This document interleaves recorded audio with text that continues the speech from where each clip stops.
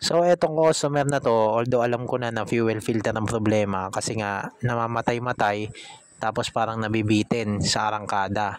Ayan, check natin yung pressure sa ano niya mga boss, sa fuel niya. Ayan oh, wala pang 40. Ang normal dito mga boss sa mga Honda Click, pagka inon mo pa lang yung susi, dapat 40 na yan, papalo na ng 40. Eto mga boss, pinaandar ko na, wala pa rin, ginas ko na ng konti, wala pa rin, hindi siya lumalagpas ng 40.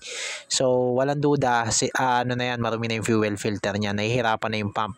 So, ito naman yung pressure pagka, ayan, napalitan na natin ng fuel filter. Check nyo mga boss.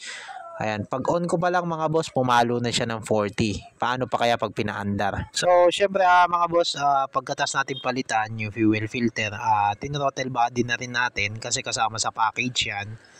Ayan mga boss, at eto libre lang to, cleaning mga boss, yung inside ng Honda Click ni sir, yung mga hindi niya naaabot usually kasi may mga takip yan, may upuan yan.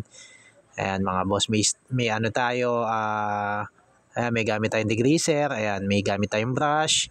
Ayan, mga madalang maabot ng customer, lilinisin natin kasi nabaklas na Ganon din naman mga boss sayang naman nabaklas na. So parang ano na lang to sa customer para matuwa naman at syempre suki natin to mga to, pakonsuelo sa mga customer. Ayan, kaya dumadami yung suki natin kasi hindi tayo takot mapagod mga boss kahit walang bayad na extra yan.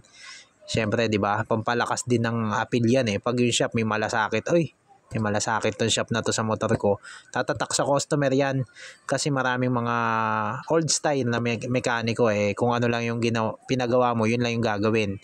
Ni kahit konting punas, hindi pupunasan. So ayan mga boss, itinuturing namin, motor namin to. Pag may gumagawa kami, lagi kong tinuturo, ituring nyo na motor nyo yan. Kung paano alagaan yung motor nyo, alagaan nyo rin yung mga motor ng customer. Dito may bayad kayo sa mga motor nyo nga, maalaga kayo kahit walang bayad Dito pa kaya binabayaran kayo. Kaya dapat extra effort. Ayan mga boss. Okay na to. Sa mga mambabash na naman dyan na makakasama yung paglilinis. Ayan mga boss. Mas makakasama pag marumi kaysa pag malinis. Tandaan nyo yan mga boss. Sa mga motor, ayan. At alam naman namin kung ano yung mga bubugahan at hindi bubugahan dyan, mga boss. Okay naman, marami na kaming ginawang ganito, walang naging problema. Baka na naman may mga basher na naman dyan, ayan, sasabihin, mabubugahan yung mga, ayan, mga electrical. Hindi po mga boss, alam po namin yan. Bago pa kayo mambash, alam na namin yung mga dapat namin gawin kasi matagal na namin ginagawa to.